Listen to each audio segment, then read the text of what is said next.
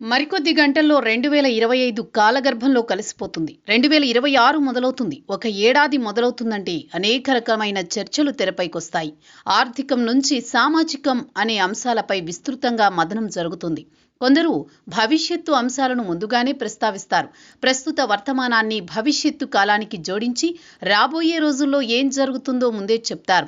ఇలా భవిష్యత్తు కాలాన్ని అమెరికాకు చెందిన కౌన్సిల్ ఆఫ్ ప్యారిస్ రిలేషన్స్ ముందుగానే ఊహించింది. ముఖ్యంగా భారత్ పాక్ మధ్య ఏం జరుగుతుందో ముందే చెప్పింది. 2025 పాకిస్తాన్లో భారత్ మీద కవ్వింపులకు దిగింది. తన అనుకూలమైన ఉగ్రముక్కలతో పహల్గాం దాడికి పాల్పడింది.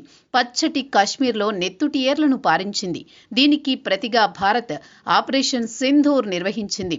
తద్వారా పాకిస్తాన్లో ఉన్న ఉగ్రవాద శిబిరాలను నేలమట్టం చేసింది. భారత్ సైన్య శక్తిని, ఆయుధ సామర్థ్యాన్ని ప్రపంచ దేశాలకు కూడా రుచి చూపించింది. ఆపరేషన్ సింధూర్ ఒక రకంగా పాకిస్తాన్కు వెన్నులో వణుకు పుట్టించింది. అయితే అంతర్జాతీయంగా పరిస్థితులు వేగంగా మారిపోవడంతో పాకిస్తాన్ బతికి బట్టగట్టింది. లేకపోతే ఈ సమయానికి ప్రపంచ పటంలో లేకుండా పోయేది. ఆపరేషన్ సింధూర్తోనే భారత్ ఆగదని, ఆ తదుపరి పరిణామాలు వేరే విధంగా ఉంటాయని నిపుణులు చెబుతున్నారు. 2026 సంవత్సరంలో భారత్ పాక్ మధ్య యుద్ధం వస్తుందని కౌన్సిల్ ఆఫ్ ఫారిన్ రిలేషన్స్ ప్రకటించింది. పాకిస్తాన్లో ఉగ్రవాద కార్యకలాపాలు పెరిగాయని, అందువల్ల భారత్ వారిపై ఒత్తిడి తీసుకొస్తుందని, అవసరమైతే యుద్ధం కూడా చేస్తుందని council of foreign relations person చేసింది. పహల్గాం దాడి, ఆపరేషన్ సింధూర్ వంటి పరిణామాలు ఉద్రిక్తతలకు దారితీస్తాయని, ఇవి 2026లో యుద్ధానికి కారణమవుతాయని పేర్కొంది.